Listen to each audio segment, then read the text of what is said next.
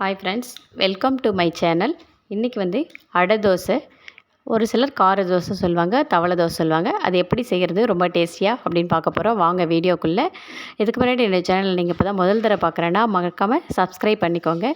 நான் இந்த அடை தோசைக்கு இன்றைக்கி 2 விதமான சட்னி வச்சுருக்கேன். ஒன்று கார சட்னி, இன்னொன்று வந்து தேங்காய் சட்னி. சட்னியோடு சாப்பிடும்போது ரொம்ப நல்லா டேஸ்ட்டாக இருக்குங்க. தேங்காய் சட்னி ரொம்பவே டேஸ்ட்டாக இருக்கும். 1:3 இதனுடைய அளவு வந்து 1 பங்கு அரிசின்னா 3/4 பங்கு நம்ம பருப்பு சேர்த்துக்கலாம். 1/2 டம்ளர் நான் ரேஷன் புழுங்கல் அரிசி, 1/4 டம்ளர் ரேஷன் பச்சரிசி, மீதமுள்ள 1/4 டம்ளருக்கு வந்து இட்லி அரிசி, குண்டு அரிசி போட்டிருக்கேன்.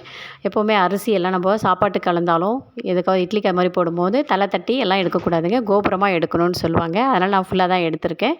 பருப்பு 1 டம்ளர்,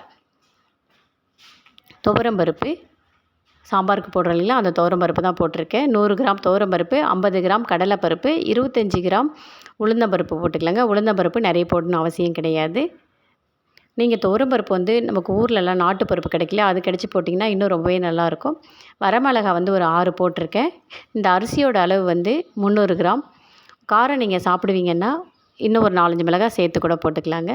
அரிசி வந்து ஒரு 4-5 தடவை கழுவிட்டு எடுத்து வச்சிடலாங்க. ஒரு 3 மணி நேரம் ஊறினதுக்கப்புறம் நம்ம அரைச்சிக்கலாம்.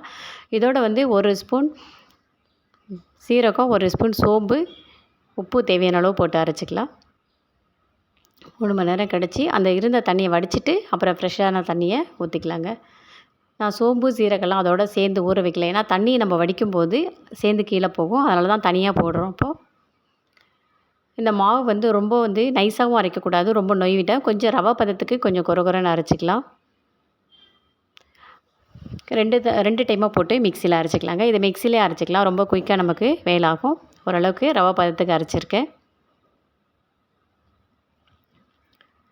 இந்த மாவு ரொம்ப நேரம் நமக்கு புளிக்கணும்னு அவசியம் இல்லைங்க. நம்ம தோசை ஊற்றுறதுக்கு 1 மணி நேரம் இல்லை 2 மணி நேரம் முன்னாடி அரைச்சோம்னா போதுங்க. இதுக்கு ஒரு 2 வெங்காயம், 2 பச்சை மிளகாய், கருவேப்பிலை, கொத்தமல்லி எல்லாம் எடுத்து வச்சுருக்கேன். நீங்கள் ஒரு சிலர் வந்து எண்ணெயில் வதக்க வேண்டாம்னா நீங்கள் அப்படியே போட்டு மிக்ஸ் பண்ணிக்கலாம். நம்ம வந்து ஊத்தாப்பெல்லாம் சாப்பிட்ற மாதிரி கொஞ்சம் வெங்காயம் வந்து நமக்கு பச்சையாகவே இருக்கிற மாதிரி தெரியும். கொஞ்சம் வதக்கி போட்டால் நல்லா டேஸ்ட்டாக இருக்குன்றதுக்காக நான் வதக்கி போடுறேன். இப்போ தாளிக்கிறதுக்கு கடுகு, சீரகம், பூண்டு வந்து உங்களுடைய ஆப்ஷனல் தாங்க, தேவைன்னா போட்டுக்கோங்க. நான் எதுவுமே சேர்த்து அரைக்கல. நிறைய பேருக்கு வெங்காயம் பூண்டு எல்லாம் வேண்டாம்பாங்க. அதனால தான் ஒரு சிலர் அதில் போட்டு அரைப்பாங்க. நான் அதனால தான் தனியாக ஒரு 4-5 பல் தட்டி போட்டிருக்கேன். உளுந்தம்பருப்பு கொஞ்சம், கடலைப்பருப்பு கொஞ்சம் தாளிப்புக்கு போட்டுக்கோங்க. பச்சை மிளகாய் ஒரு 2 நிமிஷம் நல்லா வதங்கட்டும். 2 செகண்டு, 2 நிமிஷம் கிடையாது. பச்சை மிளகாய் போட்டு கொஞ்சம் நேரம் கழித்து நம்ம இந்த ஆனியனை சேர்த்துக்கலாம். ஆனியன் ரொம்ப நேரம் வதங்கணும் அவசியம் இல்லை, ஏன்னா தோசையிலே வேக போகுது. ஒரு அரை நிமிஷம் வதங்கினா போதும். உப்பு தேவையான அளவு கொஞ்சம் சேர்த்துக்கலாம். நம்ம மாவில் கொஞ்சம் போட்டு அரைச்சிருக்கோம், இதில் கொஞ்சம் சேர்த்து நல்லா வதக்கிக்கலாம். இப்போ வதக்கி முடிச்சக்கப்புறம் நம்ம வந்து கொத்தமல்லி இலையை போட்டுக்கலாங்க. ஒரு இலையை வந்து ரொம்ப வதக்க வேணாம், போட்ட உடனே நம்ம வந்து கேஸ் ஸ்டவ் ஆஃப் பண்ணிக்கலாம். இப்போ நம்ம அரைச்சி வச்சுருக்க மாவில் வந்து இதை சேர்த்துக்கலாம். நம்ம வந்து இந்த தாளிப்பில் வந்து பெருங்காயம் போடணும், நான் வந்து மறந்துட்டேன். அதனால் வந்து மாவில் போட்டுக்கலாங்க. திரும்ப பெருங்காயம் வந்து கொஞ்சம் சேர்த்துக்கலாம். ஒரு 1/4 டீஸ்பூன் அளவு பெருங்காயம் சேர்த்துக்கோங்க. இப்போ இதையெல்லாம் போட்டு நல்லா ஒரு கலக்கி ஒரு 1 மணி நேரம் இல்லை 1.5 மணி நேரம் இருந்தால் போதுங்க. அப்படியே ஊற்றினாவும் ரொம்ப நல்லா தான் இருக்கும் இந்த தோசை. தோசை கடாய் நல்லா காஞ்சதுக்கப்புறம் தோசை ஊற்றிக்கலாங்க. ஒரு 2 கரண்டி மாவு எடுத்தால் போதும். ரொம்ப நல்லா மெலிசாவே ஊற்றணும், ரொம்பவும் தடியாக இல்லாமல் ரொம்பவும் மெலிசாக இல்லாமல் ஊற்றிக்கலாங்க. ரொம்ப தடியாக இருந்தால் சாப்பிட்றதுக்கு ஒரு மாதிரி இருக்கும். ஓரளவுக்கு கொஞ்சம் நல்லா ஊற்றிக்கலாம். கல் தோசை அளவுக்கெல்லாம் ஊற்றாதீங்க, ரொம்ப நல்லா திக்காக இருந்தால் நல்லா இருக்காது.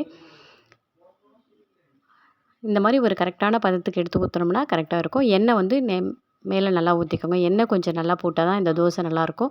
உங்களுக்கு எண்ணெய் வேண்டான்னா பட்டர் கூட நீங்கள் சேர்த்துக்கலாம்.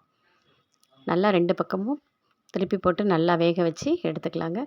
வேணும்னா கொஞ்சம் நீங்கள் மஞ்சத்தூள் லைட்டாக ஆட் பண்ணிக்கலாம். நான் மஞ்சத்தூள்லாம் எதுவுமே சேர்க்கலைங்க. சூப்பரான ஒரு அடை தோசை ரெடி ஆகிடுச்சிங்க. இந்த மாதிரி பதத்தில் நீங்களும் செஞ்சு பார்த்துட்டு பிடிச்சிருந்ததுன்னா கமெண்ட் பாக்ஸில் மறக்காமல் கமெண்ட் பண்ணுங்கள்.